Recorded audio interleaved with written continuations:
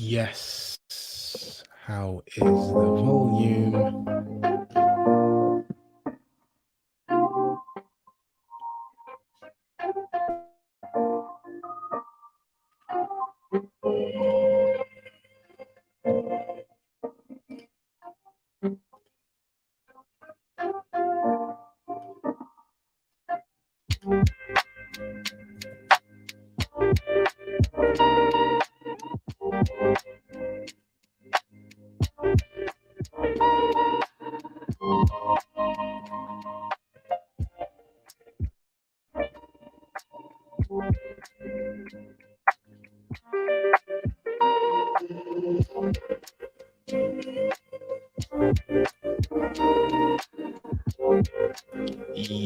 Yes. Enjoy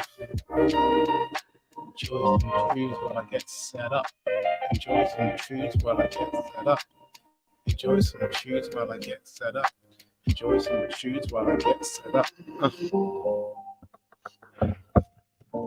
Fixing the mic. Okay, it's another Wednesday. So you know what time it is already. Time for us to let's talk. At the moment, I'm talking to and with myself because there's a big zero. Well, it's up here for me. If you're watching later, I don't know where it is. I'm thinking of actually editing the lives after I've gone live, just because, when you get set up, who wants to see that setting up part? I don't know. So I'm thinking of getting rid of that bit. But it's one of those things that on this YouTube live journey, it's an extra thing to do.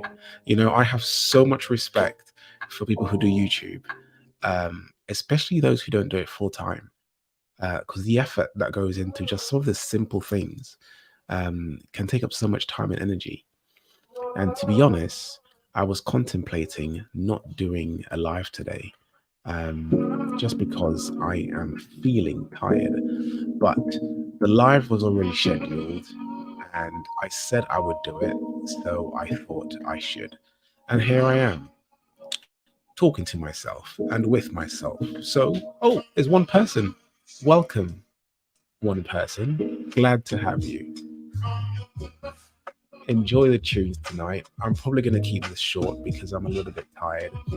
It's been a little bit of a long week. It sounds like it's Friday, but it's actually Wednesday, and it feels like it's been a long week. I've been getting up quite early and going to bed a little bit late as well.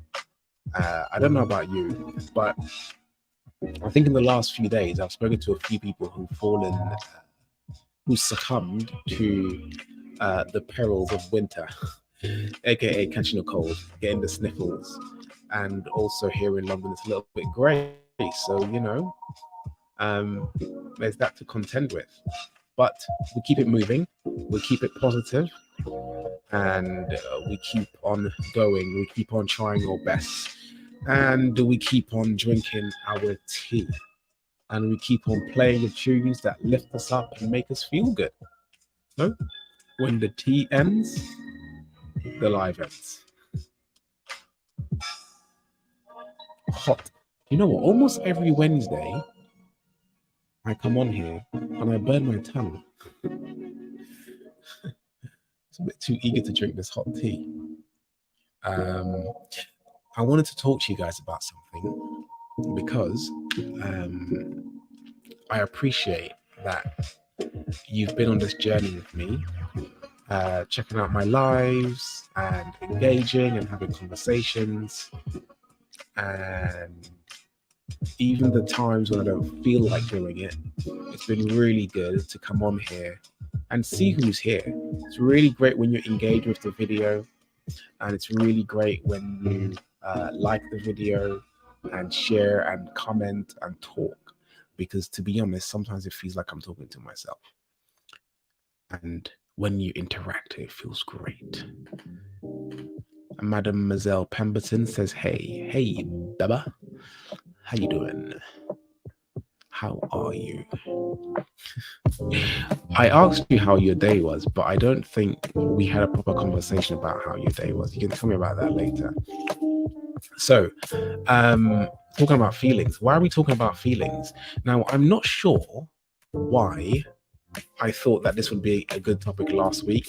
I honestly don't remember, but I think something about the live last week made me think that it would be good for us to have a discussion about our feelings, how we deal with our feelings, and maybe why we have some of the feelings that we have as well. And I'm trying to think about why I brought this up. Was it, I don't know, because last week we spoke about a safety net and how that's okay, and how we should let a safety net hinder us from getting to our dreams and our goals. I don't know why I decided to speak about feelings, but anyway, we're talking about feelings and why and how your feelings matter. And of course, we have to have some interaction. Gotta hear from you. Gotta hear your thoughts. Gotta hear how you're thinking and feeling. And I'll tell you about this a little bit later, but it's a really great acronym that my mum taught me. And I'll tell you all about it. It's called HALT. So yeah, feelings are there for a reason, isn't it? And sometimes we ignore our feelings. Quite often we ignore how we feel about someone when we meet them first. Sometimes we ignore how we feel about a certain situation that we're in, and we continue indulging. And a little bit later on, when things have passed, you're sort of saying, "Oh, I had a bad feeling about this." And I know what it was actually. I know what it was. I had a conversation with my mentor last week, and I said, I have a little bit of uncertainty about something. And he says, do you know what? Don't ignore your gut. Don't ignore your intuition. Don't ignore that feeling that you have that something might be a little bit off. And it reminded me of, have I spoken about this before? I probably have, because he is one of my favorite authors, writers, Malcolm Gladwell. Blink. Have I spoken about that before? I must have. There's a book called Blink, and he talks about intuition and gut feelings and what that really means and what that actually really looks like in a sort of practical sense. And there's an example of a firefighter. I have spoken about this before. There's an example of a firefighter going to a building, and for some reason he feels like we shouldn't go through this door. He did all the procedures, all the processes, but he just felt like he shouldn't. And he felt like something was off. So he told his team to get out. So him and his team got out, and I think the fire behind the door, did it explode? I think if they had gone through that door, they would have been met with like a huge ball of fire or something. So his intuition, but his intuition wasn't like some, I don't know, some kind of out of this world experience. It was based on his experience of many decades of being a firefighter. So because he was a firefighter for so many years, he had been into so many situations that were dangerous, and his body sort of just had a sense of what to do. And I thought that was really interesting. But anyway, my mentor says to me, don't ignore your feelings and your intuition and your gut, some people call it.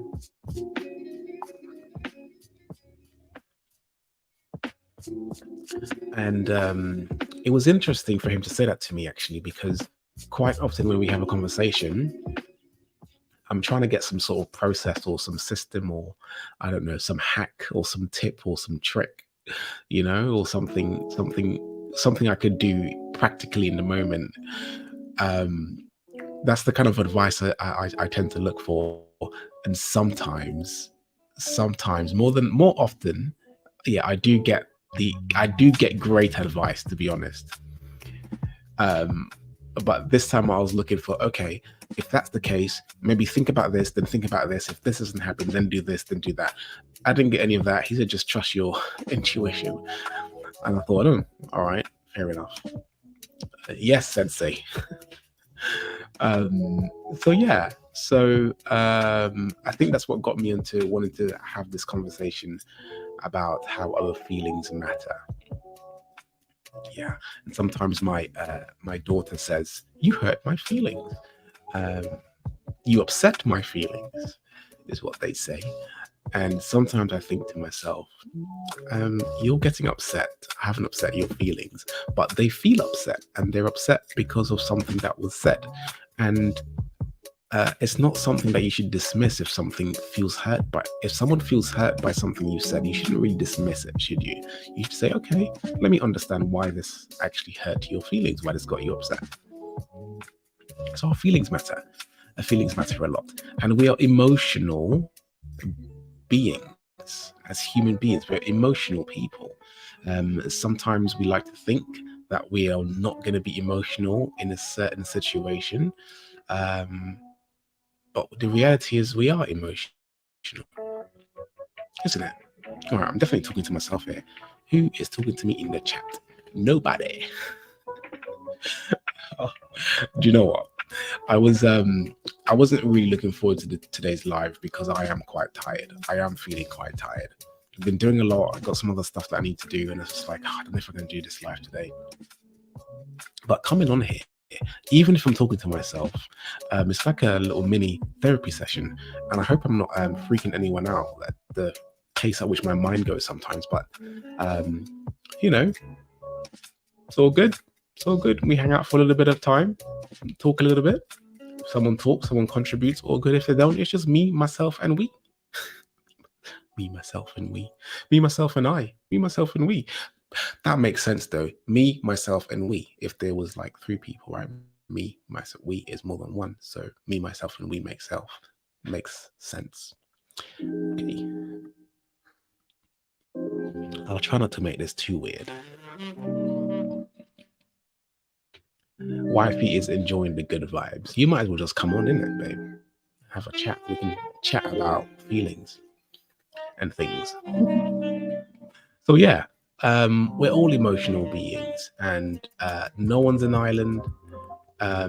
Sometimes we try to act like things don't upset us, and sometimes we like to say, "Oh, it's not about your feelings. It's about the facts and the results that matter." But actually, the feelings do play a heavy part in what we're going through. In fact, so I've been doing some training this week with some international business people. That sounds so vague.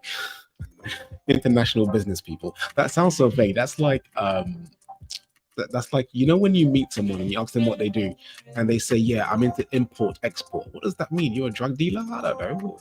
You're some kind of drug trafficker or something? Import export? So vague. So I was doing some training with some people this week. And the reason I'm saying it like that is like I'm not, well, I don't know, I'm not allowed to. But anyway, I was doing some training.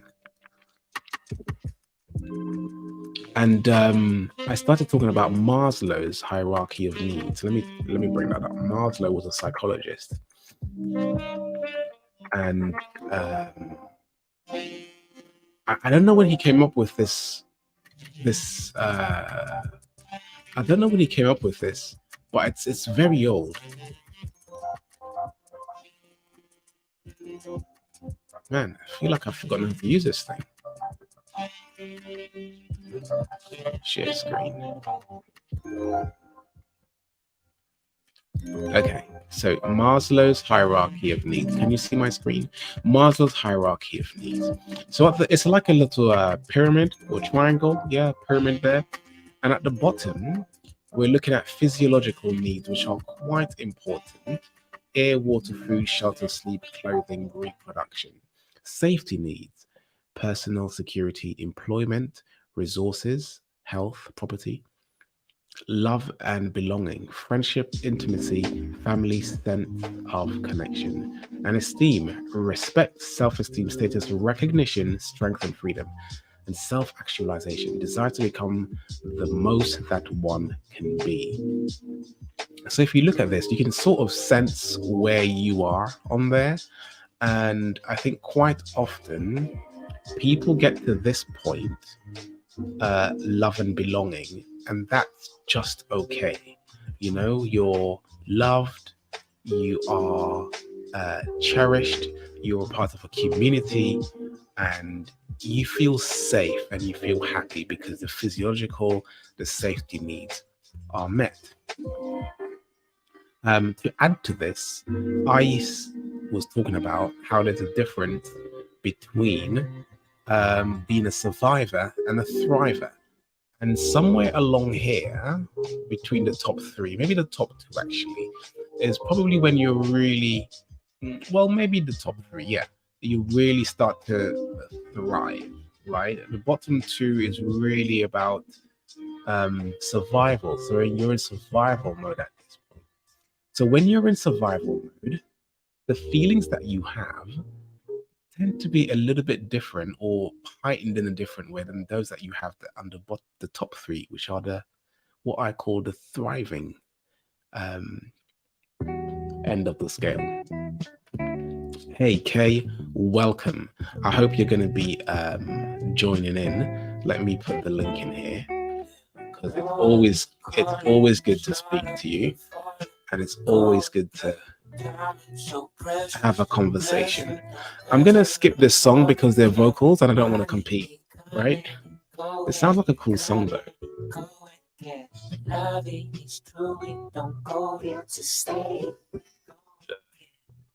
into trouble like a rebels where I came, see the flame shine bright. They were puzzled how I'm saved. I could never serve the passion or the fight or the man of the sight how I am. Ain't nobody I think asking, I'll be we're basking just in gonna my take a little liberty. bit of a time to enjoy the song and then I'll The continue. shackles gotta be revealed.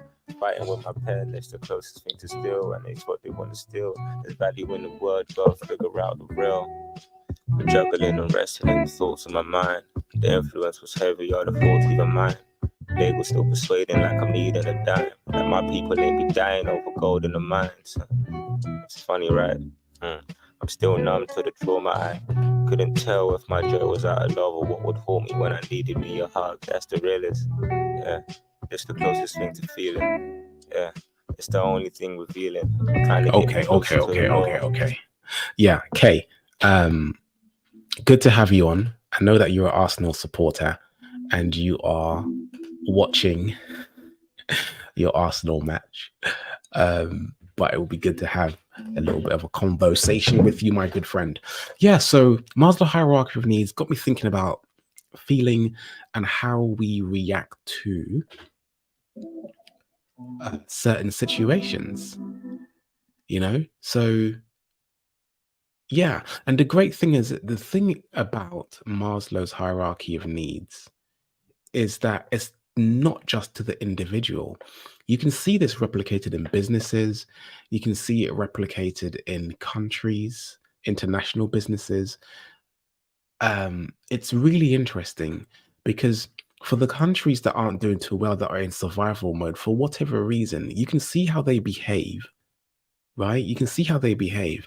Now, for a lot of times, there's still a strong sense of community, but because um, I'm talking about lower economic countries, right? Because they are looking for stuff and their basic needs aren't taken care of, they can often do some really interesting and crazy things and make some interesting and crazy decisions that would affect their community and their love and belonging because they are in survival mode. Maybe trying to get some clothes, you know, trying to get better health and resources and that kind of stuff. Yeah. So Maslow's hierarchy of needs is a great thing to look at and a great thing to consider. Let's bring Kay in. I've been waiting such a long time to have Kay join us on this conversation. It feels like it's been months actually. So Kay, are you in? How you doing? Hello, hello, hello. Can you hear me? Yes, I can hear you loud and clear. Sorry, I'm not on mic because I am so excited. It's unreal. Hi Alex, it's good to be here. Arsenal is playing right now. Our first game back in Champions League, and guess what? We're winning 3-0. 3-0. Okay, Uh let me just you say Arsenal, right? You said we earlier. Let me just have a look here. Arsenal. Let's say K. What's your number? What's your number? What's the number on your jersey? Nothing's showing up, bro. On my jersey, I tend to have number 1. Number 1. Okay. Yeah, So how many goals have you scored tonight? How many 3. 3. Okay, It's I don't think you're getting my point here, because you said we, but I don't see I'm which. ignoring you, as you can tell. I'm totally ignoring you. How are you? How are things going with you? I'm doing good. I'm actually quite tired Ooh. this evening, but I wanted to make sure that I continue doing the live, especially that I said that I would, and I scheduled it from last week. So I'm, as much as I'm tired, I'm still excited and feeling quite positive. I And like that. especially that you're on. I would always love to hear your insights on probably anything. So yeah, so for you to come on and speak about feelings, because you do this whole emotional intelligence stuff, you do lots of training, you Yeah. inspire lots of people. Yeah, talk to me. How are you feeling? How are you? Arsenal's winning 3-0. Hmm. That I'm repeating it mainly because I think a lot of partners of Arsenal fans understand what that means. Because when Arsenal's losing, unfortunately, they're the ones on the lack of emotional receiving end, where we're grumpy, where we're miserable, and we're still trying to be cool, but they know we're emotionally going through a lot. I'm feeling good, and I think when it comes to emotions, it's a subject where we don't talk about it a lot.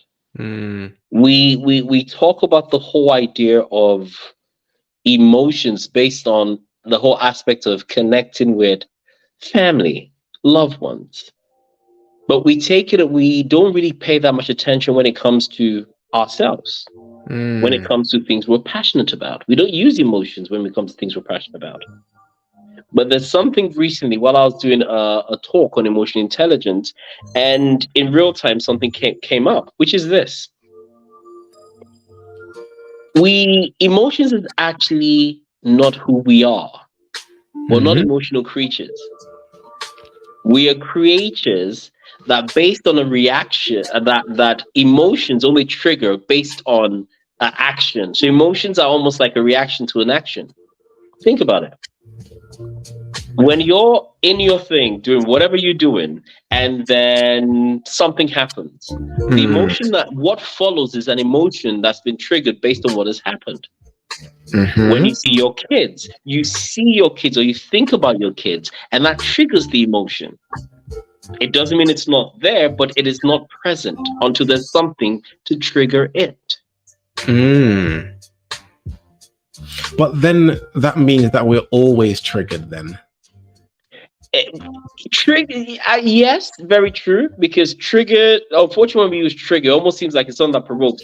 I think Yeah. the way I look at it is this: I think we are a beacon of a beacon that connects with a lot of things, or that Mm, holds a lot of emotions. But based on something, the right emotion then reacts to it. mhm, But beneath us is the layer of so many emotions, but you need something to trigger what emotion you need out there. mm, mm, So that's why when I talk about emotion intelligence, I almost mm, act like emotion intelligence is a translator. It translates what's going on around you to give the right emotion to deal with it. Do you manage your emotions? Do mm, you bring the right emotion for that right audience? So emotion intelligence is not just about understanding your emotions, because there's so many emotions, but it's understanding you and being able to switch on what right emotion to connect with that situation or occasion. mm. So how for so Emotional intelligence feels like one of these new age concepts, right? Don't be rude. How do how do we how do we become emotional? Like I can't imagine like having this conversation with someone who's what, I don't know, over 65, saying emotionally, how do we become emotionally intelligent? How does that Okay. happen? So let me do something that I learned recently, and what it is. So I use this word a lot within my sessions. And I talk about part of what our journey in life is to be able to translate data. And when I say it in emotional intelligence, everybody looks at me confused because isn't data meant to be something based around digital information, numbers, collection? But when you look at emotions from that angle as data, what am I really saying? I'm saying in everything we do, we collect data. Me speaking to you, I'm collecting data from what makes you happy, what triggered you, what you're passionate about.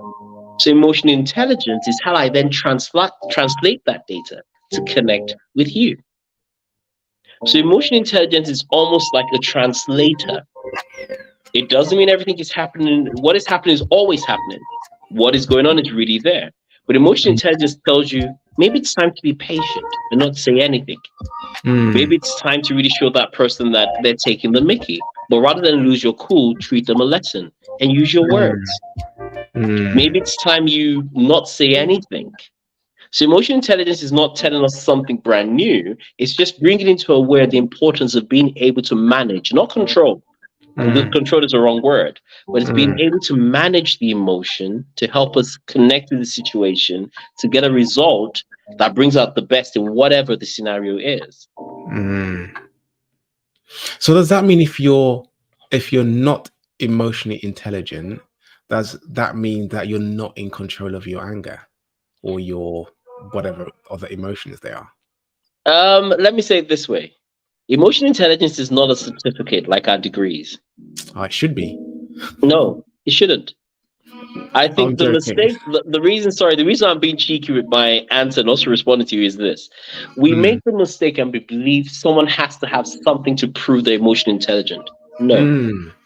Emotional intelligence is something you personally learn on a journey. It's almost, Okay. we go to uni, we study, we have our degrees. It's a sheet of paper. But it's how you use that muscle. So for example, let me show MB. You are a gentleman in good shape, right? It doesn't mean you go to the gym all the time. But the same physique you have, everybody has the potential to have that physique. But you're making the judgment call to manage that physique. We all have emotions. We are all human.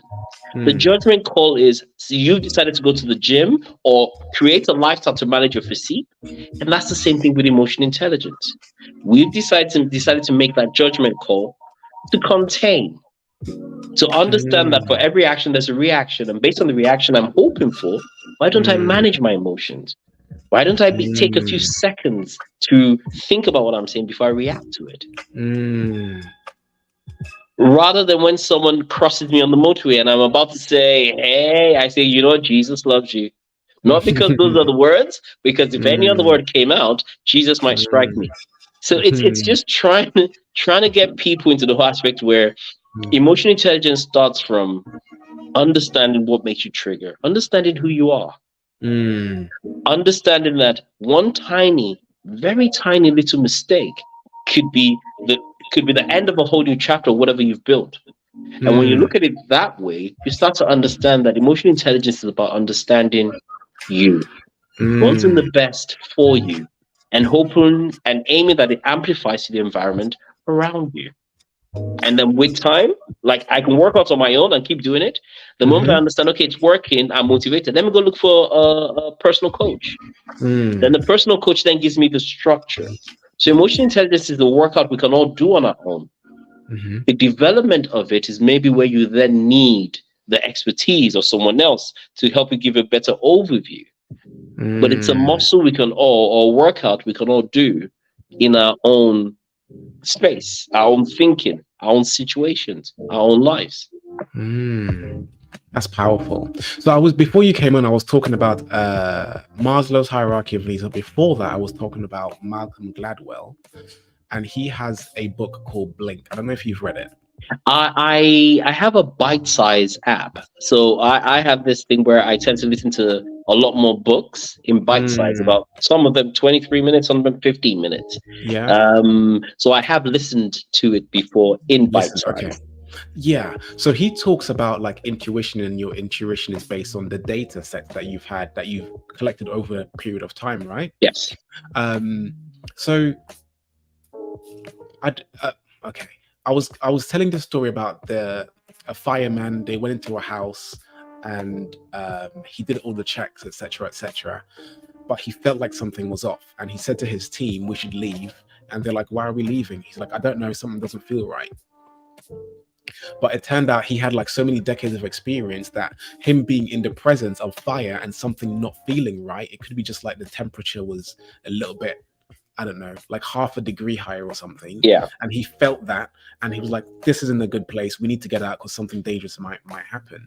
And Malcolm Gladwell sort of put that down to being part of um, our intuition or our Yes. gut feeling, right? So, but our intuition, our gut feeling isn't just like some, I don't know, some random spiritual thing.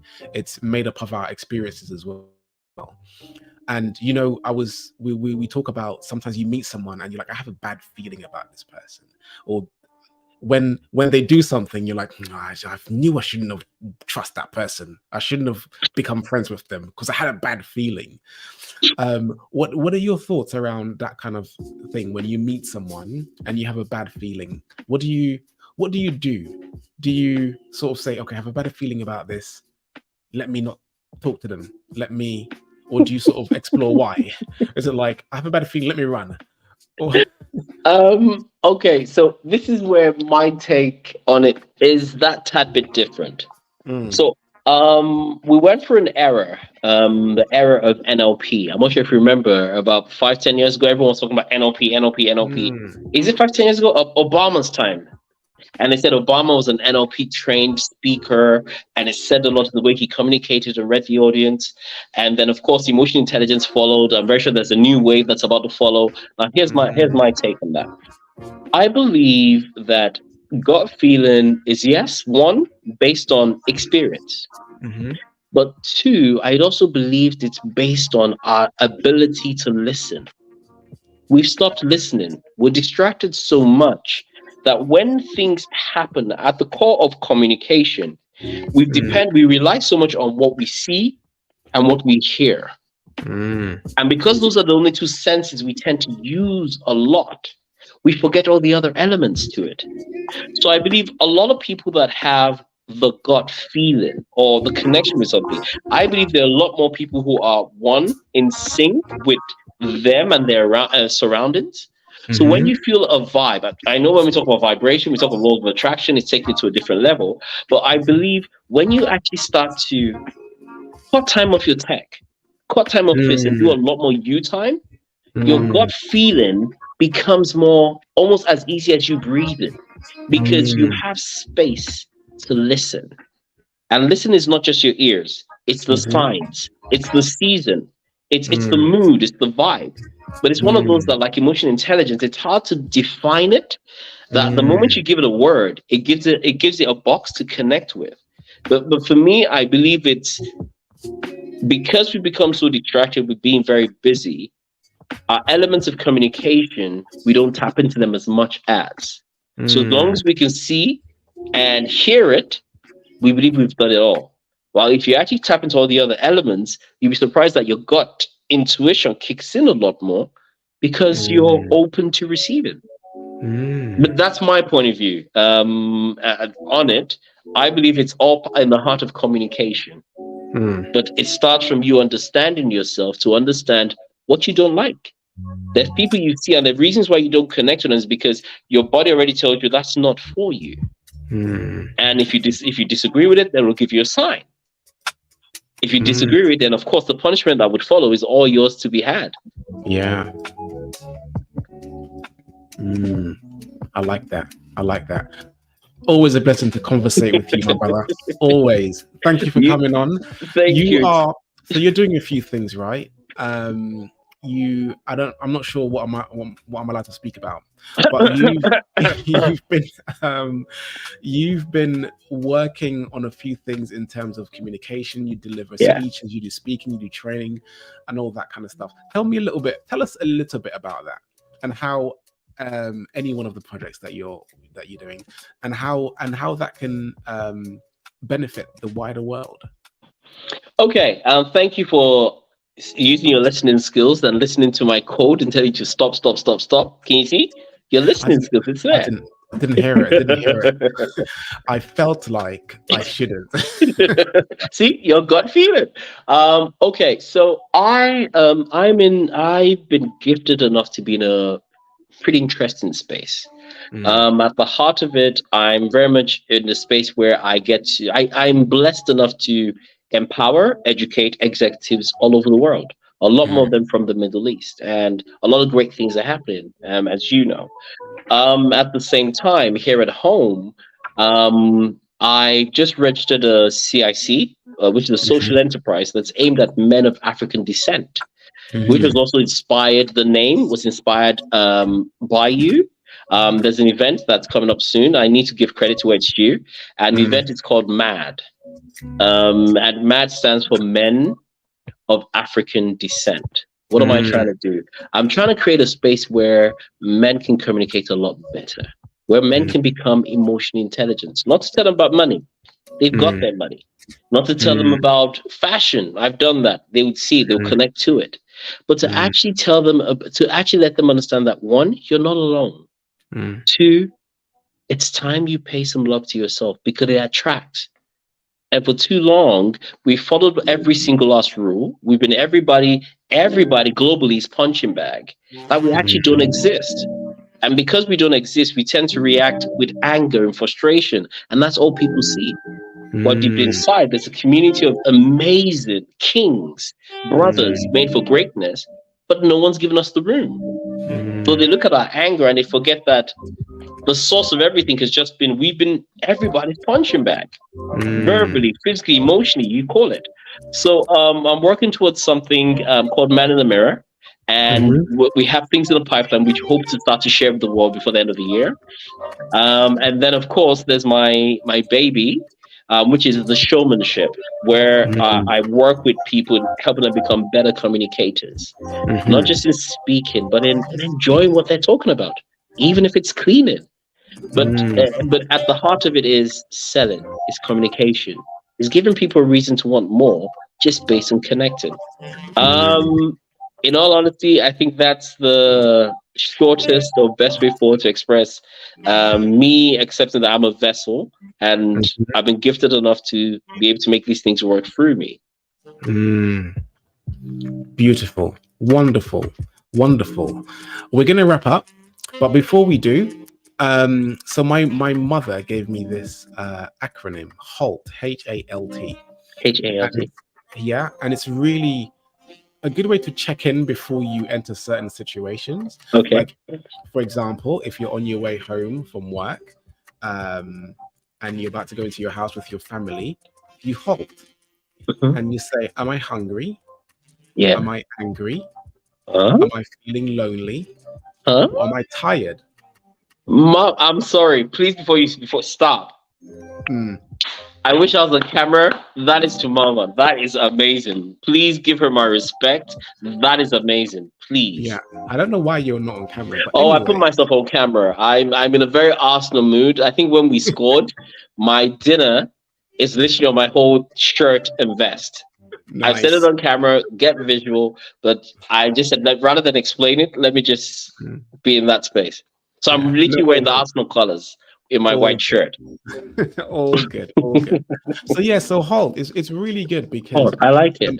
Before you go to work as well, because it then means that you are aware, and you can then say, when I'm hungry or hangry, when I'm hungry, I might react in a certain way. So I was doing some training this week, and I was really tired, and I got in, and before I did I said good morning, said hello, how are you, all this kind of stuff. When someone asked me how I was, I said I'm feeling really tired because I was up late last night, and my kids have a cold, so they woke me up, and that, like, you know, pushes Yeah. up. So I'm a little bit tired. So I made it aware that I'm a little bit tired. So if I slur my words, it's like, okay, he said he was tired. He's not just some person who doesn't know how to communicate. If there's a few more ums and ahs than normal, you know, he said he's tired because, do you know what I mean? And it's like sometimes you can go into a conversation with someone and you can say, hey, listen, I'm really hungry. I've not eaten. So I might be a little bit edgy, right? So, and what that does is that you say to the other person, I'm being open. And it means that if I say something that, you might not agree with, that might make you feel a certain way, it may Yeah. not be coming from an intentional place, but I'm hungry. Yeah. So I'm not operating as I usually do. And I just think it's a really great acronym just for us to check in before you go home, before you see your loved ones, before you go into a meeting, Yeah. you know, even before you make a decision, before you go to sleep, you know, are you actually feeling lonely? Because sometimes, for the single people out there, when Yeah. you're feeling lonely and someone messages you at 11 o'clock at night, come on now. They're just sending you the right message to There's connect into that void. But there's something you also I quickly need to bring in, and please, please, please, Mama just gave you an emotional intelligence tool. Mm. The shackles gotta be revealed. We're talking about emotional intelligence. That is emotional Mm. intelligence. Mm. How you you're literally managing yourself right before you go live. Am I hungry? Because if I'm hungry, it could do this and this and this. So let me Mm. manage my emotions before it and manage the emotions of others. What is emotional Mm. intelligence? That's it in capital letters. Mm. Good stuff. Good Yeah. stuff. So I Yeah. think we can find a way to give a certificate. Yeah. Okay. Let's do that. And we'll cut it whole at the end. Excellent. Okay, thank you so much for coming on. Always an It's honor. been great. Yeah. Have a I'll speak to you lovely evening. later. We'll speak And soon. please keep doing what you're doing. You're doing more than you think, and you're doing things for people who don't have a voice. So please keep doing it. The audience is getting bigger. We're being inspired every day. And of course, I wish you all the best. And I'll speak to Thank you you, later. man. I appreciate you. See you in a bit. Take care. Oh, excellent. I think we can end it here. That's a good note to end it on. So, folks, remember, halt. Before you do anything, halt. Are you hungry? Are you angry? Are you lonely? Are you tired? And what should you do about it? What are the next steps you should take, considering the fact that you might be hangry? Excellent. I wish you all the best. The tea is actually finished, so very good. Well, it's not. This is going to be the last sip. So excellent timing. Thank you for hanging out. I hope you have a great night's sleep. I hope you have another fantastic 7 days until we meet again. All the best. May you be prosperous. Peace and love always.